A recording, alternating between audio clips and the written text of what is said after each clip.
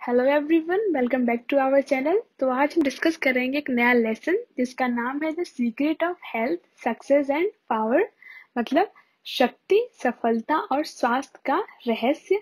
इसके राइटर हैं James Allen, जिनका लाइफ स्पैन में जीवन काल रहा है 1864 से लेकर 1912 तक। इस चैप्टर में जेम्स एलन ने बताया है कि कोई व्यक्ति अच्छे स्वास्थ्य को कैसे प्राप्त कर सकता है, कोई व्यक्ति आसानी से सफल कैसे हो सकता है और कोई व्यक्ति आसानी से पावरफुल या शक्तिशाली कैसे बन सकता है। इसी चीज को या इन्हीं सभी के सीक्रेट या रहस्यों को राइटर ने अपने तरीके से इस चैप्टर में डिस्कस किया है। तो फर्स्ट ऑफ ऑल देखते हैं अबाउट द ऑथर के बारे में। James Allen is an eminent American writer. कि जेम्स एलन है वो कौन है?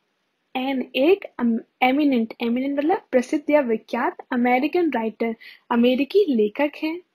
हिज एसेज और जो उनके निबंध हैं आर फेमस, वो प्रसिद्ध हैं किसके लिए? फॉर मोरल टीचिंग्स, नैतिक शिक्षाओं के लिए। उनके जो निबंध हैं वो बहुत ज्यादा फेमस या विख्यात हैं। उनके जो लेसन या निबंध होते हैं उनसे बहुत अच्छी अच्छी सीख मिलती है पढ़ने वालों को। They enable the readers to cultivate good habits. They यानी उनके जो निबंध होते हैं, enable वो सक्षम बनाते हैं रीडर्स, पढ़ने वालों को या पाठकों को टू कल्टिवेट, क्या करने में? कल्टिवेट यानी उत्पन्न करना या बनाना। क्या चीज? गुड हैबिट्स, अच्छी आदतें। तो मतलब क्या हो गया कि जो उनके निबंध होते हैं वो पढ़ने वालों को या पाठकों को अच्छी आदतें बनाने के लिए सक्षम बनाती हैं। ही इज बोथ, वो दोनों हैं। कौन कौन है? अ थिंकर, एक विचारक भी हैं, और क्या है? एंड अ फिलोसोफर, और एक दार्शनिक भी हैं। हिज फेमस बुक्स आर, उनकी जो प्रसिद्ध किताबें हैं वो कौन कौन सी हैं? कुछ नाम दिए हुए हैं।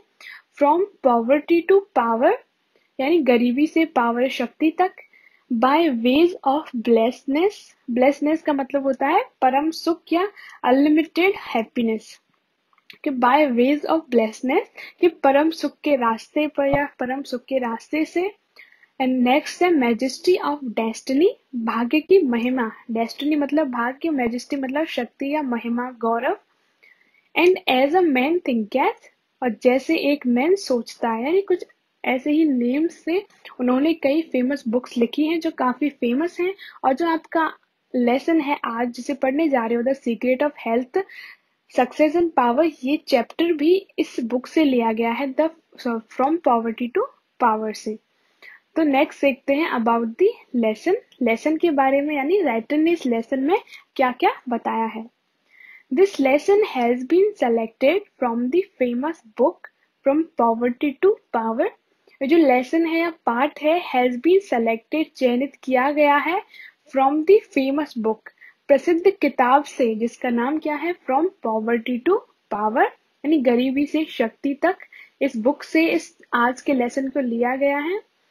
It is highly inspiring, it is मतलब ये आज का जो लेसन है या आज का जो निबंध है वो क्या है? हाईली, बहुत ज्यादा, इंस्पायरिंग, क्या करने वाला है? प्रेरणा देने वाला है। इंस्पायर यानी प्रेरणादायक, कि आज का जो पार्ट है वो बहुत ज्यादा प्रेरणादायक है। इन दी ऐसे, इस निबंध में, दी ऑथर शोज, जो लेखक है वो प्रदर्शित करते हैं, शोज यानी दिखाते हैं, प्रदर्शित करते हैं, how a man can become healthy, successful and powerful. कि हाउ, कि कैसे, अ मैन, एक व्यक्ति, कैन बिकम, बन सकता है, कैसे कोई व्यक्ति बन सकता है क्या? हेल्थी, स्वस्थ, सक्सेसफुल, हेल्थी, स्वस्थ, सक्सेसफुल, सफल, पावरफुल यानी शक्तिशाली। इस लेसन में या इस निबंध में राइटर बताते हैं कि कैसे कोई व्यक्ति पावरफुल, शक्तिशाली, सक्सेसफुल, सफल और स्वस्थ बन सकता है।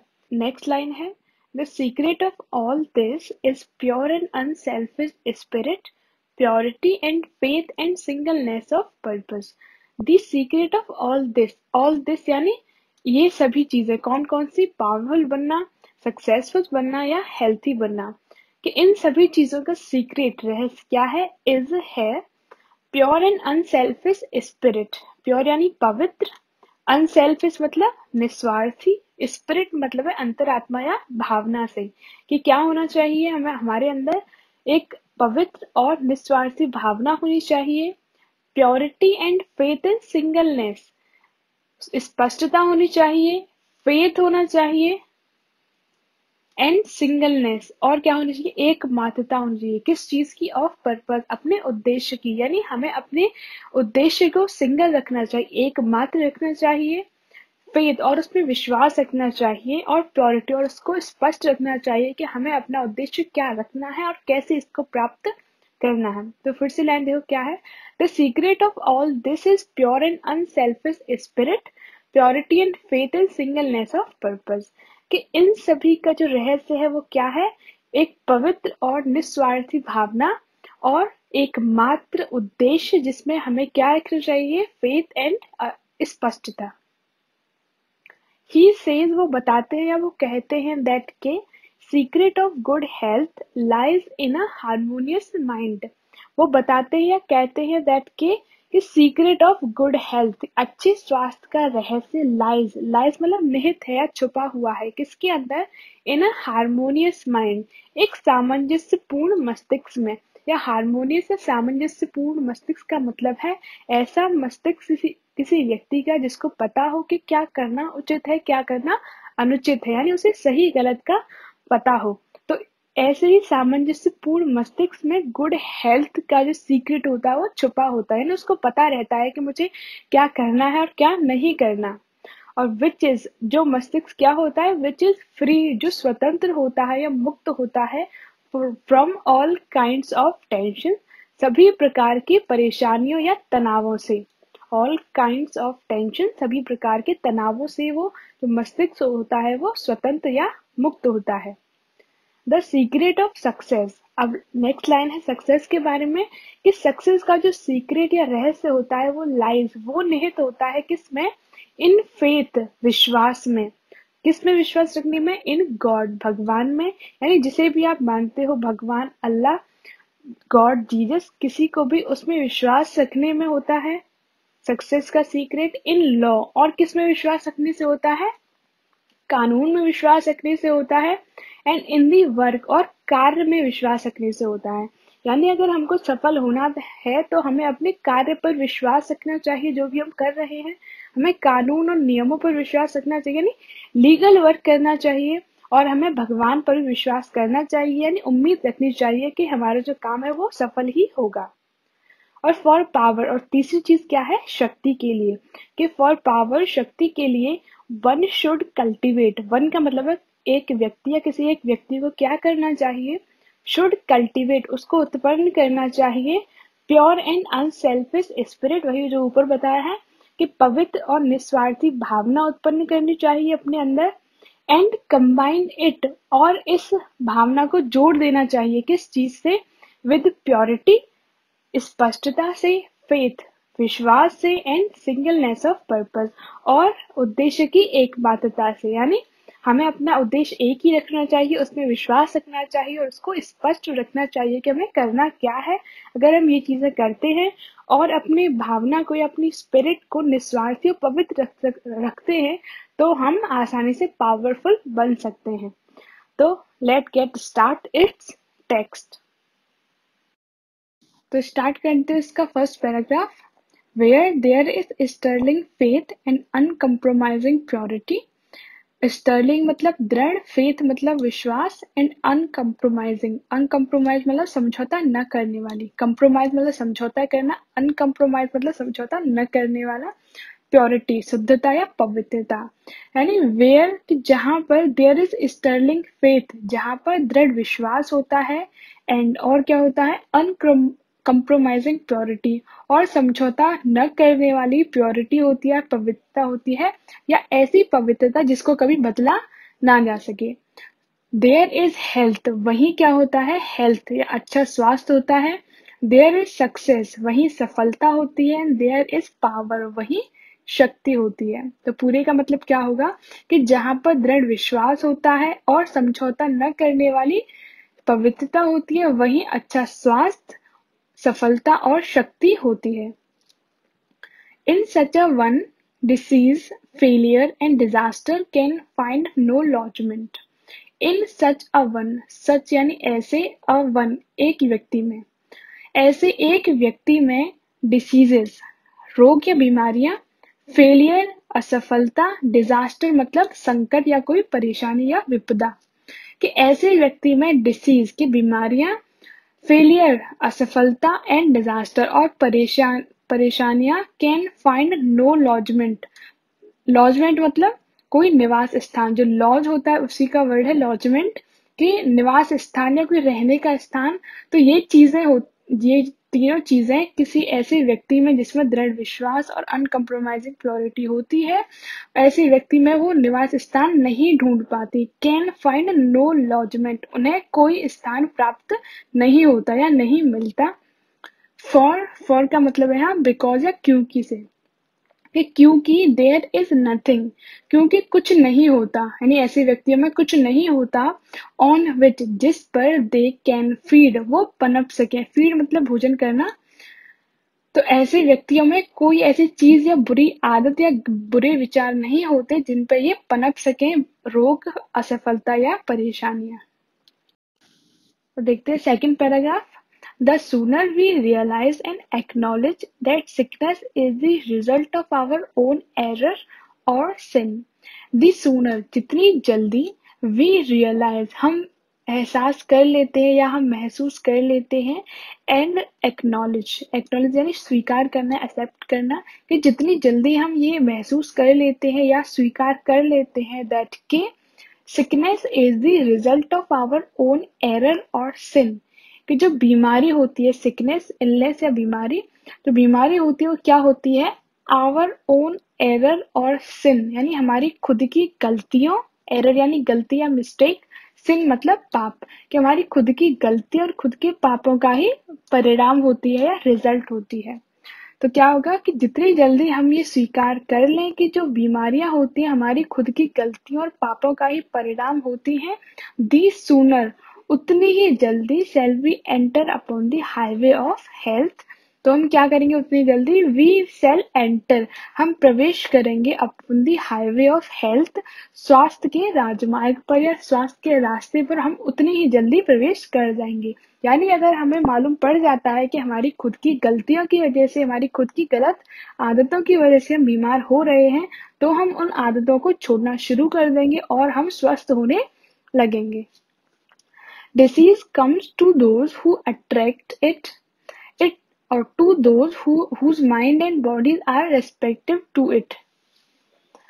Disease यानी बीमारी, comes आती है, to those उन लोगों को, who attract it जो इनको आकर्षित करते हैं, और to those और उनको आती हैं, whose minds कि जिनका मस्तिष्क एंड बॉडीज और जिनका शरीर आर रेसिपिटिव टू इट। रेसिपिटिव मतलब ग्राही या ग्रहण करने वाला या प्राप्त करने वाला, कि जिनका मस्तिष्क और शरीर इनका ग्राही होता है।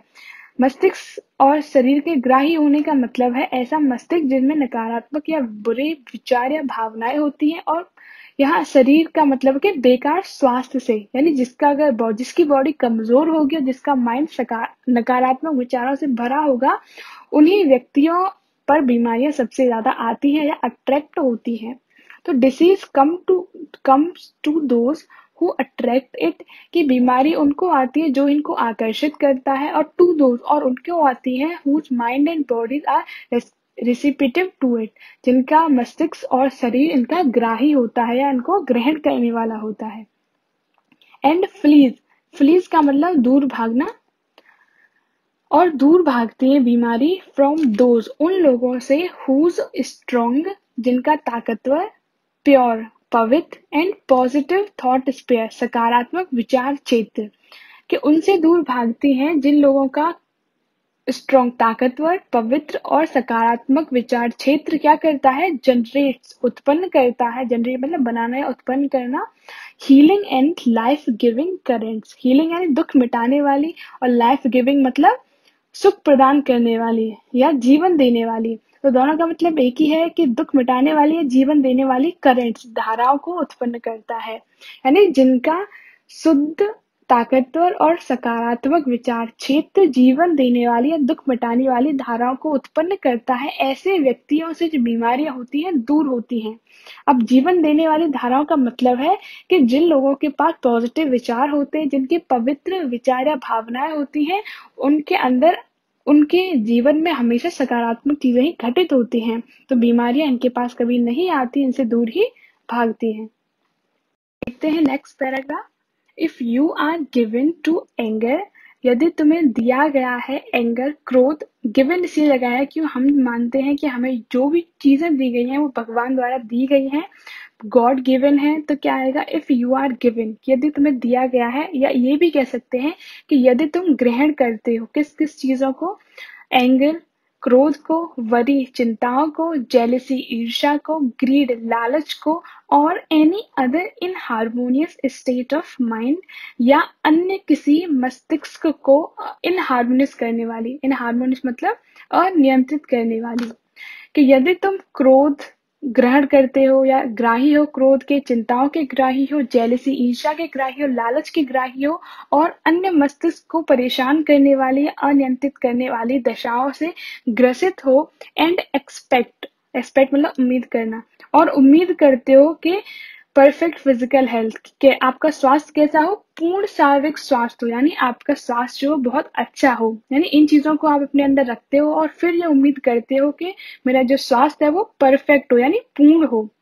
तो you are expecting the impossible, तो तुम क्या उम्मीद कर रहे हो, यू आर एक्सपेक्टिंग, तुम उम्मीद कर रहे हो द इम्पॉसिबल, असंभव चीज की।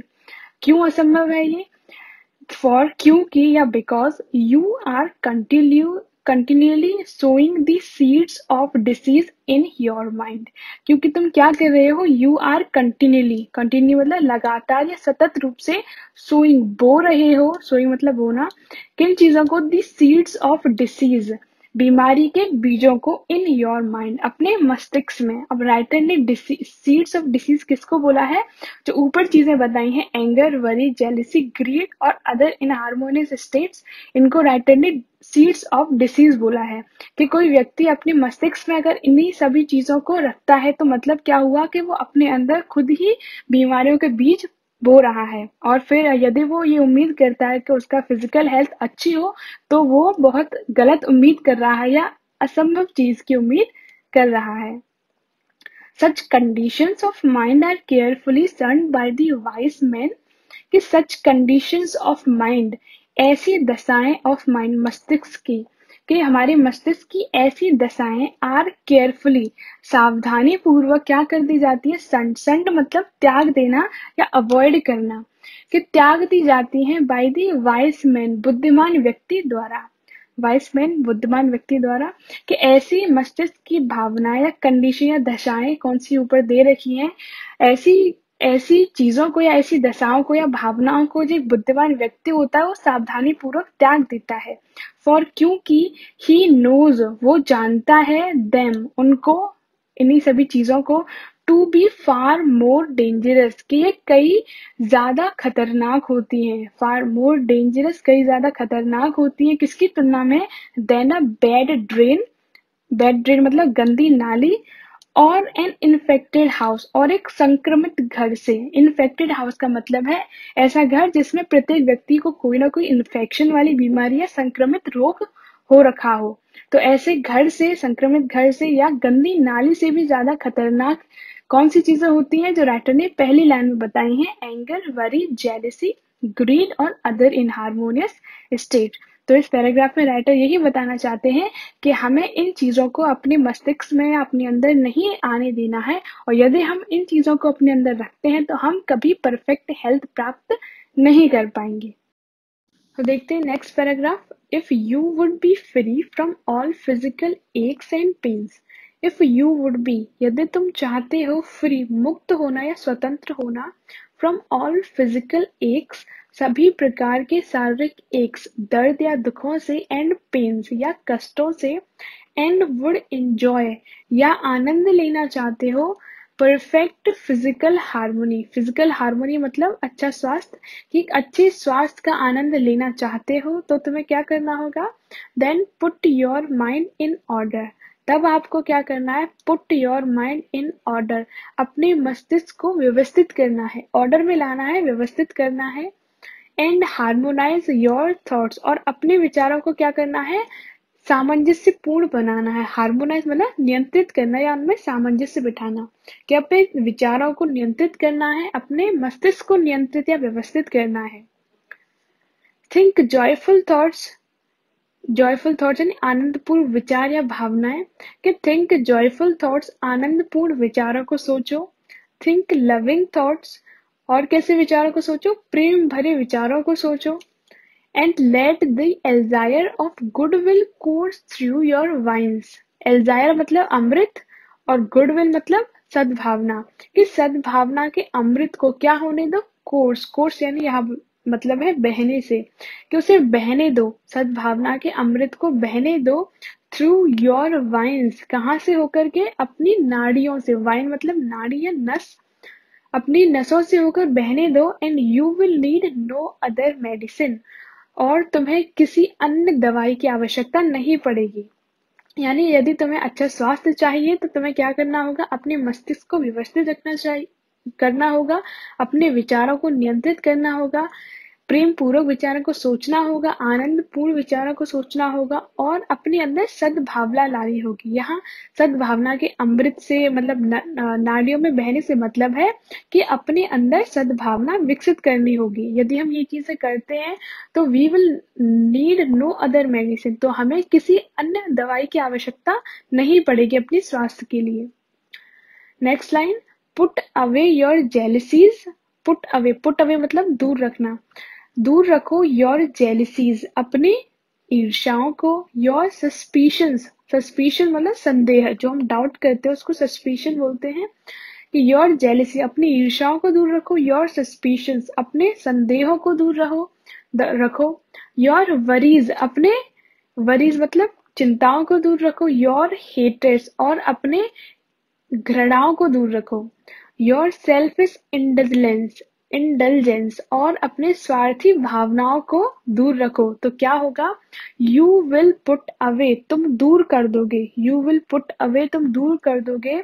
योर डेस्पेप्सिया, डेस्पेप्सिया मतलब कब्ज रोग, अपच से संबंधित जो रोग होते हैं, कि अपने अपच के रोग को दूर कर दोगे। योर विलियसनेस, अपने विलियसनेस मतलब पित्त रोग, पित्त से संबंधित रोग, उनको दूर कर दोगे। योर नर्वसनेस, अपनी घबराहट को दूर कर दोगे। एंड एकिंग जॉइंट्स, और जोड़ों में होने वाले दर्द को भी दूर कर दोगे। अर्थात कहने का मतलब ये है, यदि हम इन सकारात्मक चीजों को अपने अंदर रखते हैं, गुडविल और अपने लविंग थॉट सोचते हैं, जॉयफुल थॉट सोचते हैं, और जेलसी, संदेह, इन नकारात्मक चीजों को अपने अंदर से बाहर निकाल देते हैं, तो ऑटोमेटिकली हमारा जो स्वास्थ्य है वो सही हो जाएगा, हमें कोई भी बीमारी नहीं होगी। तो फिर से देखो, put away your jealousies, your suspicions, your worries, your haters, your selfish indulgence, कि अपनी ईर्ष्याओं को, अपने संदेहों को, अपनी चिंताओं को, अपनी घृणाओं को और अपनी स्वार्थी भावनाओं को दूर रखो। And you will put away your dyspepsia, your wiliousness, your nervousness and aching joints, तो तुम दूर कर दोगे जोड़ों में होने वाले अपने दर्द को, अपनी घबराहट को, अपने पित्त रोग को और अपने अपच से संबंधित रोगों को दूर कर दोगे। If you will persist, persist मतलब लगातार या सतत। इफ यू विल परसिस्ट, यदि तुम लगातार क्लिंगिंग, यहाँ थोड़ा मिसप्रिंट है, समझने की कोशिश करो। इन क्लिंगिंग, क्लिंगिंग मतलब चिपके रहना, यदि तुम लगातार चिपके रहते हो to these debilitating and demoralising habits of mind, यदि तुम चिपके रहते हो किन से, दीज, इन, किन से, डिबिलिटेटिंग, डिबिलिटेटिंग मतलब है कमजोर करने वाली, डीमोरलाइजिंग मतलब हतोत्साहित करने वाली, मोरलाइज करना मतलब मोटिवेट करना, किसी को प्रोत्साहित करना, डीमोरलाइज मतलब हतोत्साहित करना यानी डीमोटिवेट करना। कौन सी हैबिट्स है ये जो ऊपर बताई हैं, jealousy, suspicion, haters and worries, कि इन चीजों से तुम चिपके रहते हो, इन आदतों से चिपके रहते हो। फिर से देखो क्या है, if you will persist in clinging, यदि तुम लगातार चिपके रहते हो टू दीज डिबिलिटेटिंग, कमजोर करने वाली, and demoralising habits of mind, मस्तिष्क की हतोत्साहित करने वाली आदतों से यदि तुम चिपके रहते हो देन तब डू नॉट कंप्लेन, तब शिकायत मत करना व्हेन योर बॉडी इज ले लोड विद सिकनेस, जब तुम्हारा जो शरीर है वो ले लोड ग्रसित हो जाए विद सिकनेस, बीमारी से। यानी मतलब यही है, यदि इन चीजों से हम चिपके रहते हैं, इन नकारात्मक भावनाओं से, तो हमें डेफिनेटली हमारा जो स्वास्थ्य है वो खराब होगा और हमें कोई ना कोई बीमारी लग जाएगी।